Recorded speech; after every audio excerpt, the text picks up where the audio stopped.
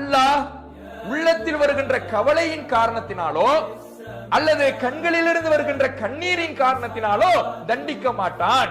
நாம கவலைப்படுறதுனாலே அல்லாஹ் தண்டிச்சிட மாட்டான். நாம கவலைப்பட்டு கண்ணீர் வடிப்பதனாலே அல்லாஹ் தண்டிக்க மாட்டான். நம்முடைய உள்ளத்தில் கவலை வந்த காரணத்தினால நீ கவலைப்பட்டுட்ட நரகத்துக்கு போ, இப்படி அல்லாஹ் தண்டிக்க மாட்டான். அல்லாஹ் எதற்கு தண்டிப்பான் என்றால் தன்னுடைய நாக்கை சுட்டி காட்டி காட்டுறான். இறைவன் எதற்காக தண்டிப்பான்னா இதுக்காகத்தான் தண்டிப்பான்.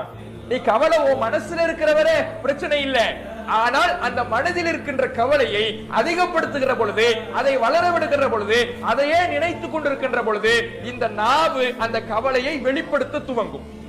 இப்படி ஆயிடுச்சே, அல்லாஹ் நம்மளை இப்படி கை விட்டுட்டானே, அல்லாஹ் நமக்கு இப்படியான ஒரு நிலையை ஏற்படுத்திட்டானே, நாம நினைச்ச மாதிரி அல்லாஹ் நம்மளை வைக்கலையே, இப்படி புலம்ப துவங்குகின்ற பொழுது தவறான வார்த்தைகளை, இறைவனுக்கு பிடிக்காத வார்த்தைகளை, நிராசை வார்த்தைகளை, அல்லாஹுக்கு எதிரான வார்த்தைகளை நாவும் மொழியும் அந்த நாவின் காரணமாக அல்லாஹ் தண்டிப்பான்.